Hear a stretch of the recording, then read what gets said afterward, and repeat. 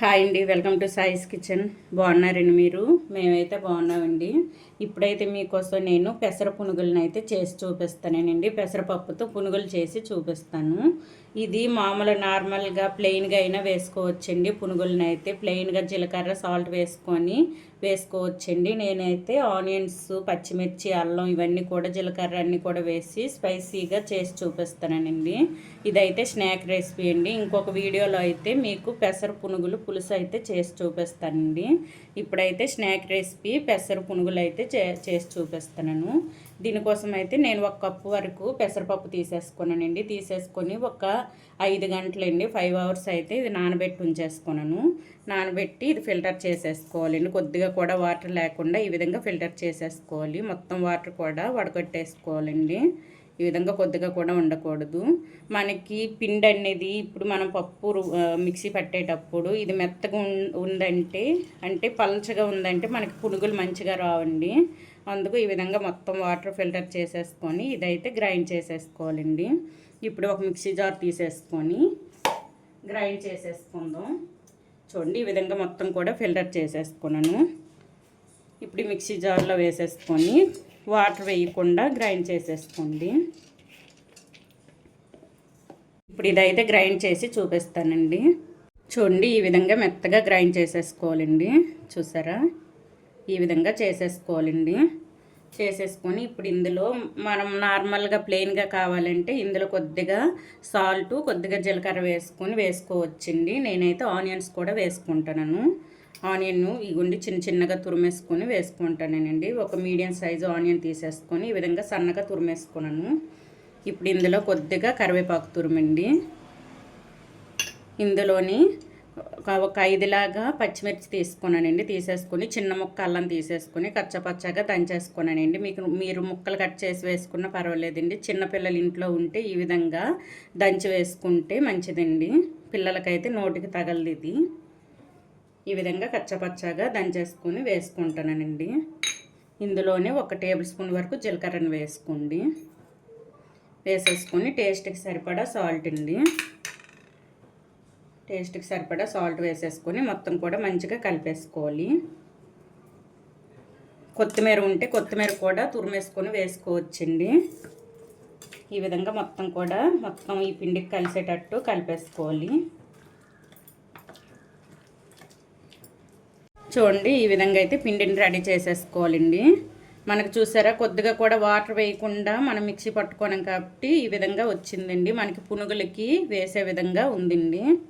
అదే మనం వాటర్ వేసుకొని చేసామంటే పలచపడిపోయి మనకి పునుగులు వేసుకోవడానికి మంచిగా రాదండి. ఈ విధంగా అయితే పిండిని రెడీ చేసేసుకోవాలి.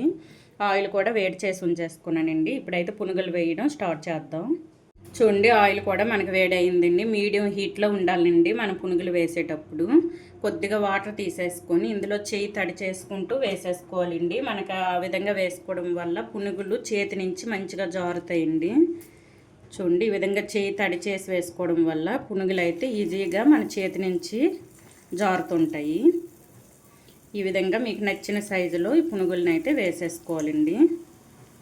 ఈ విధంగా నేనైతే ఈ సైజులో వేసుకుంటానండి. ప్యాన్కి ఎన్ని సరిపోతాయో అన్నీ అయితే వేసేసుకోండి. ఈ మొత్తం కూడా వేసి చూపిస్తానండి.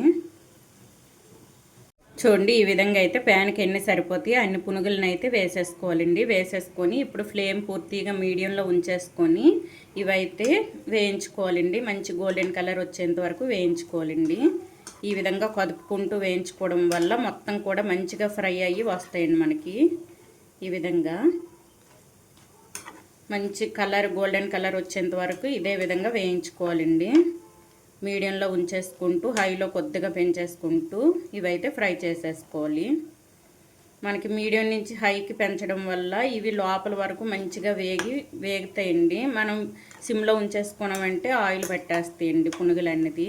మనం తినేటప్పుడు ఆయిల్గా ఉంటాయండి. ఈ విధంగా వేయించుకోవడం వల్ల మీడియం టు హై ఫ్లేమ్ పెట్టేసుకొని వేయించుకోవడం వల్ల మనకి మంచిగా వేగుతాయి. ఆయిల్ కూడా ఎక్కువ లాగదండి. ఈ విధంగా కలుపుకుంటూ మంచి గోల్డెన్ కలర్లో వేయించుకోవాలండి. చూడండి, పెసర పునుగులు అయితే మనకి రెడీ అయిపోయింది. పెసరపప్పుతో చేసే పునుగులు అయితే మనకి రెడీ అండి. ఈ విధంగా అయితే వేగాలండి. చూసారా మంచి గోల్డెన్ కలర్లో వచ్చాయి. ఇప్పుడు ఇవైతే తీసేసుకుందాం. ఇవి ఒక ప్లేట్లో వేసేసుకుందాం అండి. మొత్తం కూడా తీసేసుకొని సేమ్ ఇదే విధంగా ఇంకొద్దిగా పిండి ఉందండి, అది కూడా ఇదే విధంగా వేయించుకుందాం. చూసారా ఆయిల్ కూడా ఎక్కువ లాగలేదండి. సేమ్ ఇప్పుడు నేను చెప్పే విధంగా చేసేసుకోండి, సూపర్గా ఉంటాయి. ఆయిల్ కూడా ఎక్కువ లాగదండి, బాగున్నాయి టేస్ట్ కూడా. ఈ విధంగా అయితే చేసేసుకోవాలండి. చూడండి ఈ విధంగా చేసేసుకొని అయితే పిల్లలకు పెట్టండి. ఇదైతే ప్లేట్లో వేసేసుకుందాం. కొద్దిగా కూడా ఆయిల్ పీల్చుకోలేదు చూడండి. ఈ విధంగా అయితే ఉంటాయండి. ఇప్పుడు ఇది పక్కన పెట్టేసుకొని ఇంకొద్దిగా పిండి ఉందండి, అది కూడా ఇదే విధంగా వేయించి చూపిస్తాను. చూడండి ఇది కూడా సేమ్ ఇదే విధంగా వేయించుకోవాలండి. మీడియం టు హై ఫ్లేమ్ పెట్టేసుకుంటూ వేయించుకోవాలి. చూడండి చాలా టేస్టీగా ఉండే పెసర పునుగులు అయితే మనకి రెడీ అయిపోయింది. ఈ విధంగా అయితే చేసేసుకోండి, చాలా టేస్టీగా ఉన్నాయండి.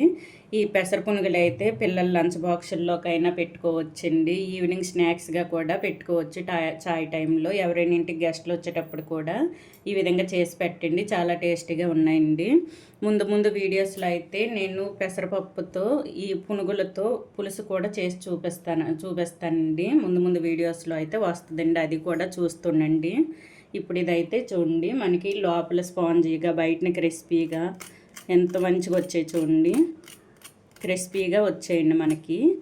ఈ విధంగా అయితే వస్తాయండి. పిండిని అయితే వాటర్ వేసుకోకుండా ఆ విధంగా నేను ఏ విధంగా అయితే మిక్సీ పట్టుకున్నానో ఆ విధంగా అయితే మిక్సీ పట్టుకోండి. ఈ విధంగా చూడండి ఆయిల్ కూడా ఎక్కువ పీల్చలేదండి, నేను ఎలా వేసిన ఆయిల్ అలాగే ఉందండి. చూడండి లోపల స్పాంజీగా చూసారా, లోపల కూడా మంచిగా మనకు ఉడికింది.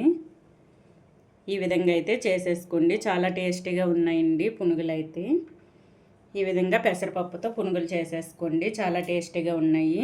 ఈ పెసరపప్పు పునుగుల రెసిపీ కనుక మీకు నచ్చినట్లయితే లైక్ చేయండి, షేర్ చేయండి, నా ఛానల్ను సబ్స్క్రైబ్ చేసుకోండి. ఓకే బాయ్ అండి.